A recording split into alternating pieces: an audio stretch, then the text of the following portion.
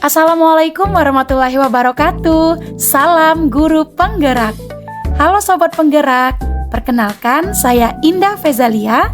Saya calon guru penggerak angkatan 11 dari SD Negeri 31 Lubuk Linggau, Kota Lubuk Linggau, Provinsi Sumatera Selatan. Pada video kali ini, saya akan memaparkan koneksi antar materi modul 1.1, kesimpulan dan refleksi pemikiran Ki Hajar Dewantara.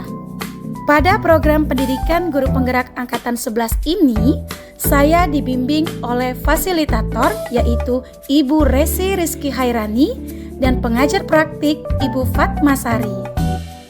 Adapun pembahasan saya dalam video kali ini meliputi 3 poin.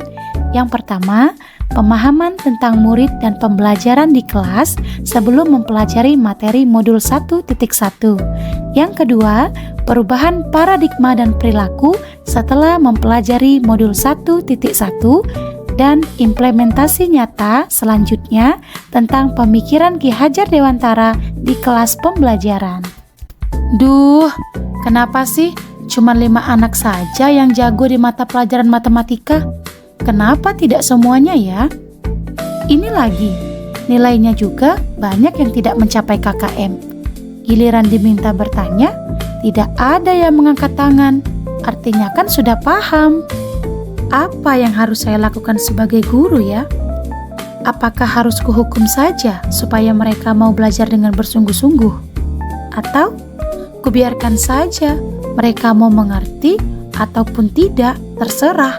Yang penting, sebagai guru, saya sudah menggugurkan kewajiban. Bapak, Ibu guru hebat, pernahkah kita bertanya kepada anak seperti ini? Apa kemauanmu, nak?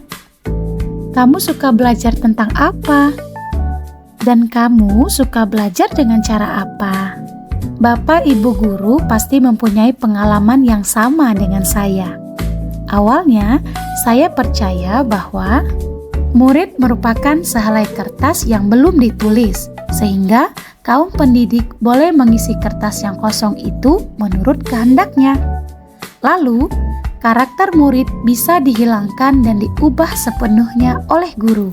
Kemudian, semua murid bisa diajar dengan cara yang sama. Selain itu, saya pun beranggapan bahwa murid hanya sebagai objek pembelajaran, sehingga pembelajaran terpusat pada guru atau menggunakan metode teacher center. Lalu, guru harus memberikan penilaian yang sama. Kemudian, materi tuntutan kurikulum harus dihabiskan, tidak peduli apakah murid mampu memahaminya atau tidak. Dan guru hanya melihat hasil nilai evaluasi materi murid sebagai hasil akhir ukuran kemampuan mereka, sehingga ketuntasan materi lebih penting daripada kemampuan kompetensi lainnya. Setelah saya mengikuti program pendidikan guru penggerak, saya belajar tentang filosofi pemikiran Ki Hajar Dewantara pada modul 1.1. Dari sini, saya menggarisbawahi pemikiran-pemikiran Ki Hajar Dewantara, yaitu bahwa pendidikan adalah menuntun murid sesuai dengan bakat dan minatnya masing-masing. Selanjutnya, adalah guru memiliki tugas untuk menebalkan laku murid, bukan mengubah sesuai dengan apa yang diinginkan. Kemudian, bahwa pendidikan adalah berpihak kepada anak. Ki Hajar juga menyampaikan bahwa pendidikan harus sesuai dengan kodrat alam dan kodrat zamannya. Pemikiran Ki Hajar Dewantara juga menyebutkan bahwa anak bukanlah kertas kosong yang bisa dimiliki sesuai keinginan guru. Kemudian Ki Hajar juga menyampaikan bahwa dasar anak adalah bermain. Jadi sekiranya guru bisa menyisipkan permainan dalam setiap pembelajaran yang dilakukan. Nah, selanjutnya Ki Hajar Dewantara juga memiliki semboyan. Ingat sosung telodo, bahwa di depan guru harus memberi contoh. Kemudian ing madio mangun karso, bahwa di tengah guru harus memberi motivasi. Dan tutwuri handayani, di belakang guru harus memberi dorongan untuk mewujudkan cita-cita murid. Pendidikan harus menanamkan semua bentuk budi pekerti yang luhur, untuk menciptakan anak yang bahagia, baik untuk dirinya sendiri maupun masyarakat. Kemudian, pendidikan merupakan taman belajar, sehingga kita harus memberikan tempat yang nyaman dan aman bagi anak. Jadi, dapat disimpulkan, konsep pemikiran menurut Ki Hajar Dewantara adalah pendidikan yang holistik, di mana murid dibentuk menjadi insan yang berkembang secara utuh, meliputi olah rasio, olah rasa, olah jiwa, dan olah raga melalui proses pembelajaran dan yang lainnya yang berpusat pada murid dan dilaksanakan dalam suasana penuh keterbukaan, kebebasan, serta menyenangkan. Perubahan paradigma dan perilaku pembelajaran setelah mempelajari modul 1.1. Setelah saya mempelajari modul 1.1 tentang pemikiran Ki Hajar Dewantara, saya menyadari bahwa apa yang saya pikirkan dan yang saya lakukan selama ini tidak tepat. Lalu, apa yang berubah setelah mempelajari modul 1.1? Seharusnya, anak bukan sebuah kertas kosong. Anak lahir diumpamakan sehelai kertas yang sudah ditulis penuh, tetapi semua tulisan-tulisan itu masih suram. Karakteristik bawaan anak tidak bisa dihilangkan, tetapi guru bisa menuntut untuk menebalkan karakteristik anak yang baik agar dapat bermanfaat untuk dirinya dan orang lain. Lalu, saya menyadari bahwa setiap murid memiliki gaya belajar yang berbeda. Menjadikan murid sebagai subjek pembelajaran agar murid memiliki kebebasan dalam berekspresi, mengemukakan pendapat, dan berkreasi sesuai dengan metode atau model pembelajaran dan media yang tepat. Guru hanya bisa menuntun murid sesuai dengan potensi bakat dan minatnya.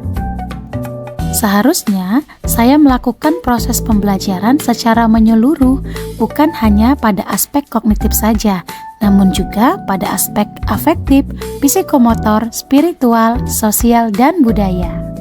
Guru harus berusaha menjadi teladan, motivator, dan pendorong kebaikan murid. Dalam proses pembelajaran, guru pun harus ikhlas, penuh kesabaran dengan segala ketulusan hati, agar terwujud pembelajaran yang menyenangkan dan berpusat pada murid.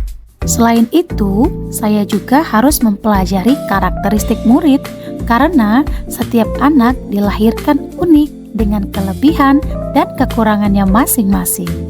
Serta, saya juga harus menghargai setiap karakter murid, berikan kesempatan yang sama untuk mereka tumbuh sesuai dengan kodratnya.